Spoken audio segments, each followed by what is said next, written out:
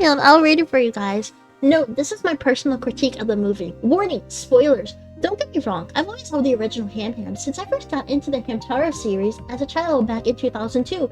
But this Ayamau has got to be the worst character ever depicted in the history of the series. She is the very definition of a Mary Sue, being blatantly and nauseatingly perfect in every possible way by the writers. These types of characters ruin stories and should never be used in fiction. For starters, let me point out that Aya Yamau is actually based off of a bit really big idol at the time, really big. So there's that. Let's put that into perspective. A Mary Sue character, simply put, is a poorly developed character, too perfect and lacking in realism to be interesting.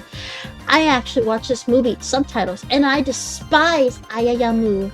The Little Miss Perfect Child Prodigy Ayayamu goes to the special academy, excels at every possible school subject, aces on tests, is an outstanding athlete at every possible sport, is a prodigy author and an artist, and is beautiful and super popular with oodles of friends. Yuck. This is just sickening. Talk about a textbook Mary Sue. No wonder her schoolmates started teasing her. She constantly showed off, ranting about flaunting her perfect grades, arts, and stories, and bragging about her perfect self. And then she got exactly what was coming to her. Her classmates poked fun for her precious and sickeningly sappy, I might add, storybook. And wow. She then decides that she's just too perfect for friends, and maturely storms off like a little spoiled brat and locks herself away in a fit of petty anger, feeling sorry for herself because she thinks, how dare anyone make the slightest giggle at her stories?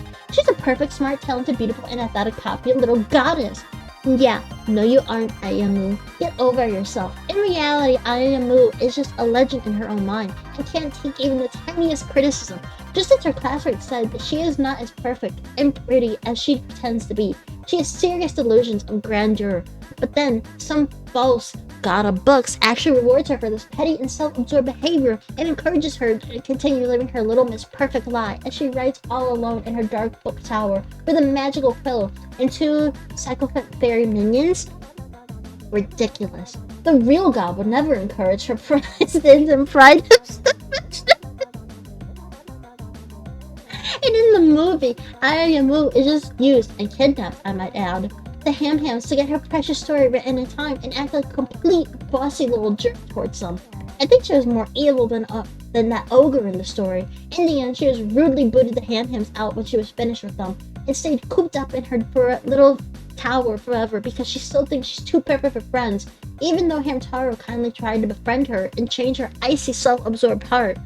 All of this is just awful, and the movie had a non-existent moral. What exactly were the writers of this disgraceful movie trying to teach the children who watch it? I think the movie is not a good heroine or role model for kids at all. Good thing this movie is very obscure.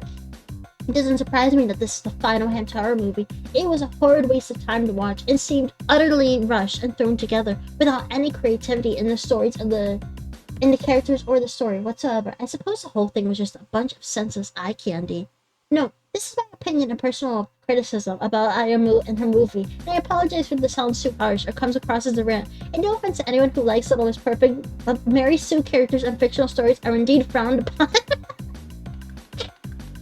This is good. It's good. It's good.